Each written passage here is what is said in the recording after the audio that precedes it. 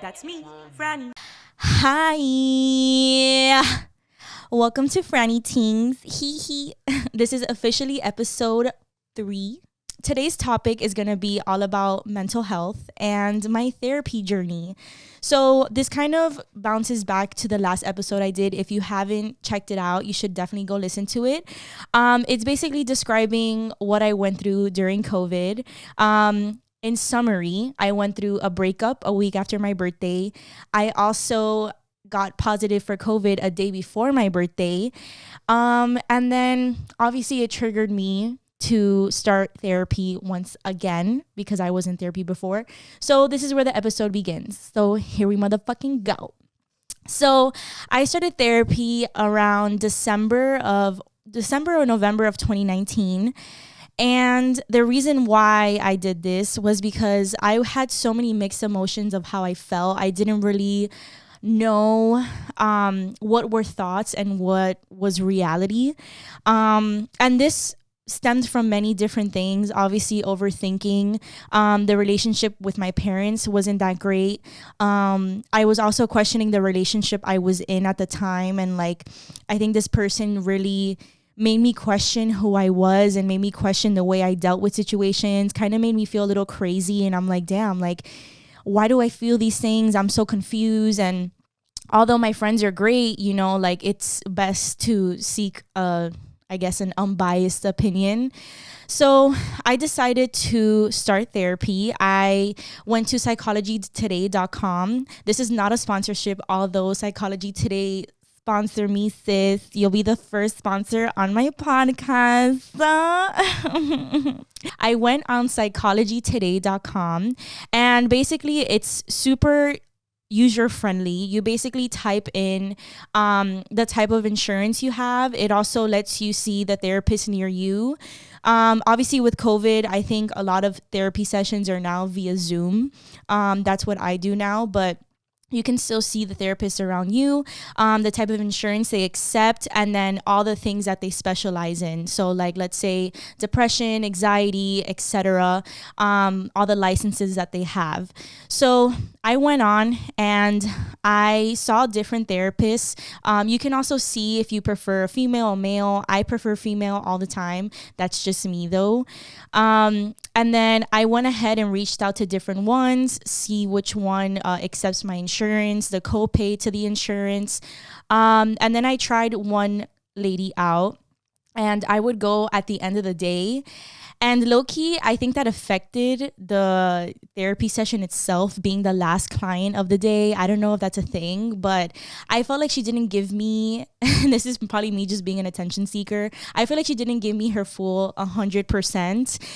I just think that she would refer to situations that she's been in, and I'm like, dude, I'm going to you to talk about myself, not you, Sorry to the first therapist, but clearly that didn't really work out too well. But she did open my eyes to certain things. My first therapy session with her was okay. We had to fill out a bunch of paperwork. So it's basically why you're starting therapy, kind of like the traumatic events you've been through. They ask you if you have taken any drugs to cope with certain things. I personally didn't, but I did drink at one point because I really didn't know how to cope. So I guess I wasn't drugs, it was alcohol, which is not good. But, we got past that phase. Great. But basically it tells you all the things to fill out, all the traumatic events you went through, why you're seeking therapy. So the first therapy session was basically just that, just going through the paperwork. And then as time went on, I would go with her once a month. Or 2 times a month.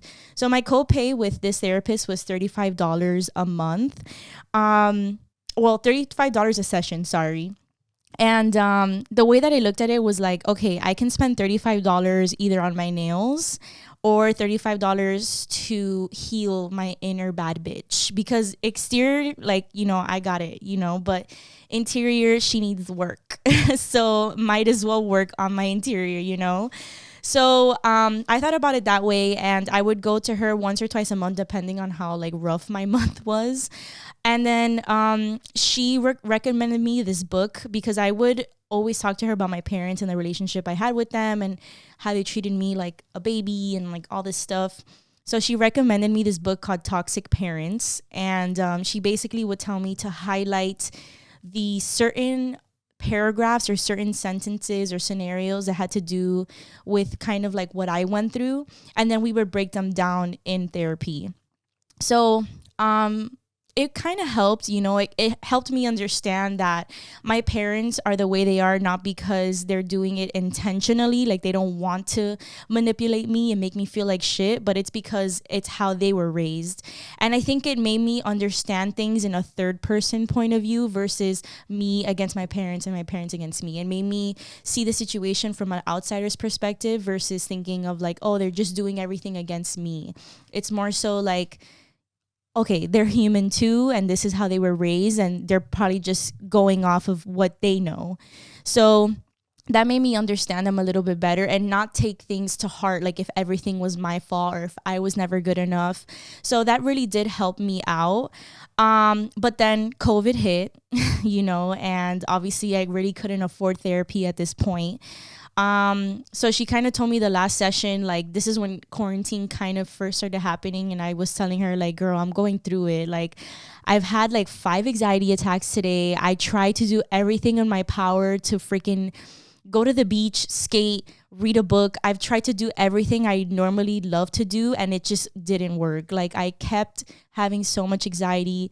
And she kind of told me, like, well, right now we're in such uncertain times, and the way that you're such a planner and you want to have control over things, and that's probably why you're freaking out. I'm like, oh bitch, 110%. But that was the last day I saw her because quarantine hit. And honestly, I think it was time to see a new therapist. Not that she was a bad one, but I just think that I wanted more than just kind of like reading a book and dissecting it. I felt like it was kind of like school, which is not bad, but I don't know. It wasn't like feeding what I needed, my inner baddie.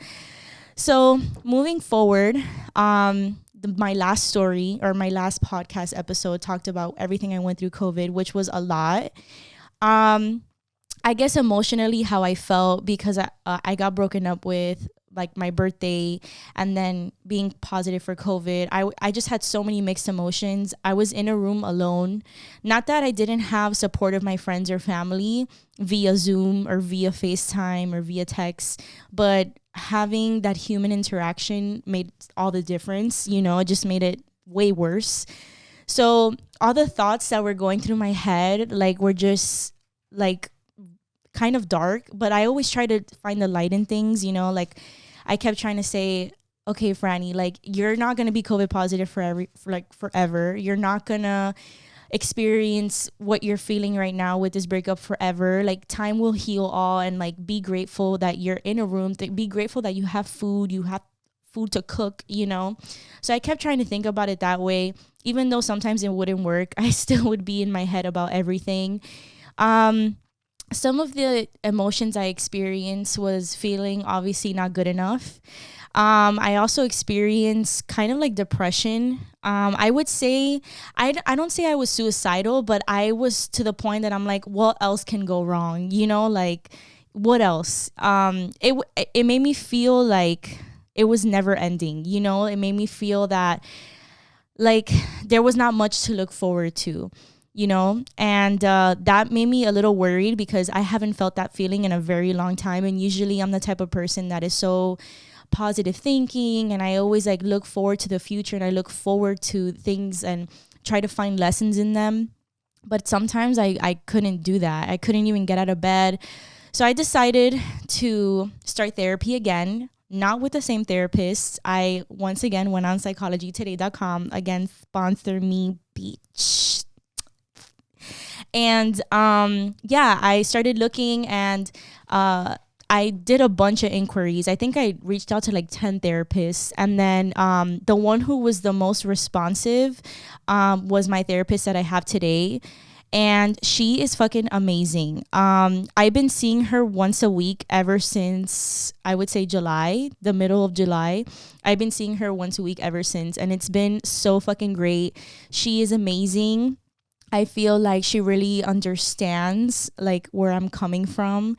And once again, I feel like the reason why I get her so much, or like, I don't know, I guess a connection you would say, is because she puts things in a way that is understandable, but yet at the same time, she's teaching me about certain psychology terms, you would say, that it's more so like how I react to things and what category does that fall under, and also how other people react to things. So she taught me all about like narcissists. I had no idea like that I've encountered so many of them. Like I didn't know I was in relationships with them. Like it's crazy how many things I've learned from freaking therapy. It's insane. And she gives me all these scenarios, or not scenarios, but she gives me a lot of insight and kind of like metaphors, you would say, that I freaking love. So I'm gonna name some of them because I get so excited talking about this. If you follow me on Instagram, which is FrannyTings, I'm FrannyTings everywhere. You'll know that sometimes when I have a therapy session, I'll talk about it because I just learned so much insight from that 1 hour that I want to share with other people that might not be able to go to therapy, might not be able to afford it, or maybe are just kind of like scared or insecure going to therapy. Maybe that could be a push. So one of the things that she told me that has really stuck to me, and I think a lot of people should know about this, because I feel like when COVID hit, a lot of people were alone with their thoughts. And I think that's why a lot of people were going through it, because we're so used to being busy and we're so used to being distracted that when we're alone with our thoughts, we kind of don't know what to do with them because they're so overwhelming. And I feel like years and years of like resentment or grudges or things that you've never felt before rise to the surface when you're really thinking about them. So one thing that she told me was there's two types of people in this world.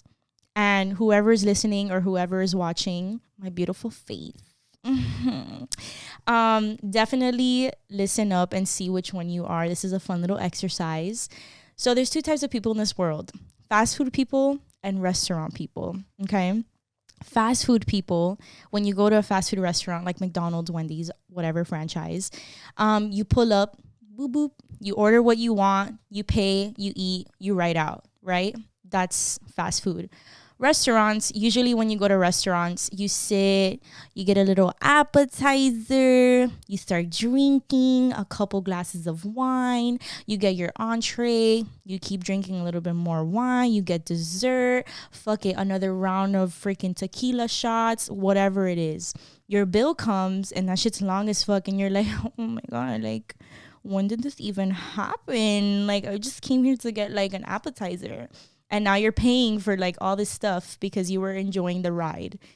So the analogy is that fast food people, the way that they deal with emotions or the way that they deal with situations is when a situation arises, they tackle it head on, they pay for it, and they write out. They eat, they tackle it, they let it simmer, and they write out. The way that people, restaurant people, deal with situations or emotions is that they let that receipt pile up. They ignore the first thing. They don't see the price of the appetizer. They order dessert. They order their entree without seeing the price adding up. And people like that, they just let everything pile up until they do end up getting the receipt, and it's too much for them to even start to break down. So I feel like with this, I realize that sometimes I can be a restaurant person, but most of the time I would feel like I'm personally a fast food person. And this goes hand in hand with how you do one thing is how you do everything, bitch. I think that we have to learn to befriend our emotions, and we have to learn how to make amends with them. And the reason why is because if we don't, and we just keep storing them and storing them away, it's just going to create one big ball. That one ball is going to explode, and it's just not going to be okay. And I do think that goes hand in hand with self-talk. how we talk to ourselves is like fucking huge, like huge, huge, huge. And um a lot of people, sometimes I overhear them talking to themselves, like when they mess up, they're like, oh, I'm so fucking stupid, or like, oh my God, I'm so dumb, I should have done this. It's like, no, don't talk about yourself like that. I know in the moment, like, you don't think it's a big deal, but that shit adds up. That shit hella adds up. And I always think to myself, the way that I talk to my friends, because when I talk to my friends, unless you're a bad friend and you're a fucking bitch, that you're like, you stupid ass bitch, like, don't make mistakes. I don't think people are really like that. But if you're a good person and the way that you talk to your friends, you try to not baby them, but you try to be understanding with them. Hey girl, like, don't worry about it. Like, things happen. It is what it is. Like, you know, just breathe. The way that you would talk to a friend is the way that you should be talking to yourself. Negative self-talk really, really does fuck with you. And eventually you start to think that those thoughts are real. You really start to think you're dumb. You really start to think that you're not enough. Whatever it is that your insecurities are telling you, you start to think that they're a reality. And the more that you tell yourself positive, you know, whatever it is, positive affirmations, you tell yourself, I'm gonna have a good day, I'm so like alive today and everything's gonna be great, you're most likely to have a good day just because you're saying it aloud. Even if things go horribly wrong, just because you're constantly telling yourself great things, it will most likely happen and you'll feel good. Like, have you ever looked at yourself when you're crying in the mirror? And this is gonna sound so fucking stupid, but I feel like when you look at yourself in the mirror and you smile, you can't help but like laugh because you're like, oh my God, like, look at me. And sometimes you need that. You need to kind of like pep yourself up when you're feeling down. You have to give yourself that pep talk. And this goes with inner child work, which I also learned in therapy. So good.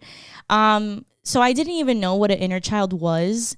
Okay, so I found the definition to inner child work. Okay, so I'm going to read it. Inner child work is work you do either by yourself or with a therapist to resolve the childhood emotions and experience this inner child still holds, as well as to harness the joy, innocence, and confidence that you were birthright. So basically, to me, what inner child work is basically when we were growing up, our parents did lack certain things within our childhood that we kind of need to finish ourselves growing up. And sometimes we think that we're good and we're adults and nothing affects me. But when we have those moments that trigger us to something that we felt when we were little, for example, if I can use myself, when I was little, or still to this day, my mom has an obsession with cleaning. And I felt like she would tell me to clean something and she would redo it because it was never good enough. And to me, that feeling links up with why sometimes I question myself and sometimes I think I'm not good enough. And it goes back to that feeling of, well, my mom's like never let me wash the dishes and she would redo it because I wasn't good enough. My dad did this and it wasn't good enough. Like, every single thing I would do wasn't good enough. And that's not the reality of it. It's probably just because she wanted done her way. It's all about like controlling. And sometimes I have to tell myself, if I question that, like, I have to give myself a little pep talk in the mirror and say, like, Francesca, you are good enough. Remember that this is something that you felt when you were small, but you can make your own decisions now. You are good enough for these things. You know, you sometimes make mistakes, but that's okay. You learn from them. So I feel like that's very important, inner child work, and just remembering that your parents raised you the way that they were raised. And that doesn't mean they're perfect. And that doesn't mean that, you know, they're mean parents. It's just they're doing their best because it's what they were taught. But that doesn't mean that you can't finish the work for yourself, you know? Okay, so another thing I feel like I kind of do suffer with, not so much now because I learned my boundaries, is people pleasing. And I didn't know where people pleasing came from. So actually, people pleasing comes from your childhood when, again, it goes hand in hand that you felt like you were never enough. So you felt like you had to keep doing more and more to get the attention or the approval of other people in your life. And I did this all my life until maybe like 3 years ago. I went through like a breakup with like an ex, not this recent one, like years ago. And I was such a people pleaser. I would drop everything for this person. I was so in love. I would skip school. I would do the most for this person. And like when we broke up, I'm like, bitch, who the fuck am I? I basically lost my identity. And I'm like, dude, I cannot be doing that. Like, I need to stand up for myself and know how I am, you know? And find out who I was all over again really taught me, like, sis, like, you need to cut that shit out. Like, it took me a long time. I'm still adapting to it because, you know, I love to help everyone and I love to obviously please everyone. People pleaser, dull bitch. But at the same time, we have to take care of ourselves first and we have to set a boundary. And an analogy that I like to put is like when you're on a plane and the plane is about to crash, they always tell you you have to wear your oxygen mask first and then help the others around you. So basically you have to make sure that you're good before doing anything else around you. And that goes for work, for friendships, relationships. You have to put yourself first no matter what. And that's not being selfish. Like, I always think that sometimes and I'm like, damn, am I being selfish because I just want to be alone right now. I really don't want to be around people. My energy is really low. Is that bad of me? And I learned the more and more I grow up that that's how it should be. You know, you should always put yourself first because once you're good, the way that you treat people, the way that you think is going to be 10 times better. But another thing that I feel like a lot of people lack is like making the efforts to get out of their comfort zone or making the efforts to really, I'm not going to say change, but yeah, I guess try to change for the better. Discipline is a huge thing, and discipline goes hand in hand with how you do one thing is how you do everything. So if you're a people pleaser and then let's say your goal is to be like, okay, no, sorry, like I have to work on X, Y, and Z, and you don't actually make the action to do those things. So let's say someone asks you like, hey, I have this video I need you to edit, because this happens to me all the time. I have this video I need you to edit. Can you do it for me by Wednesday? If I'm like, yeah, for sure, like I'll do it, and then I'm crowding myself with work, it's like, who is that to blame? Me, because I didn't sit there and think about, okay, well, I have this to do. I have another project, another design that is due by Friday. You have to really sit there and think about all these different things and prioritize your responsibilities. And your priority should be, well, money, you know, what comes first, money, and then what comes for you, you know? So I don't know. I just think that people pleasing, and just making the efforts to actually work on yourself, and that's physically too, what you eat, how you do things in general. It just goes back to that. How you do one thing is how you do fucking everything, bitch. And that's on period. And that goes for the dating scene too. That's something that I noticed now that I've been dating a lot more. I always look out for that, bitch. I always look out for those situations. So let's say you're on a date and it's maybe like your second or third date and you're comfortable with this person, whatever, you guys are seeing each other, you guys are having fun, and they get their order wrong. And they start making a huge scene. They start getting angry. They start complaining the whole time. That to you might just be like, oh, okay, whatever, like he's just frustrated or she's just frustrated because the food is wrong. But what you don't know is that that's going to carry on throughout the relationship. And then when the relationship does or is over, you're going to go back to that moment and be like, damn, that makes so much sense. Like I should have looked out for that. And there's such thing as red flags and green flags in dating and in a relationship. But those are the things you definitely need to look out for, is how people deal with certain situations, because how they do one thing is how they do everything. And that's going to catch up at the end, sis. Trust.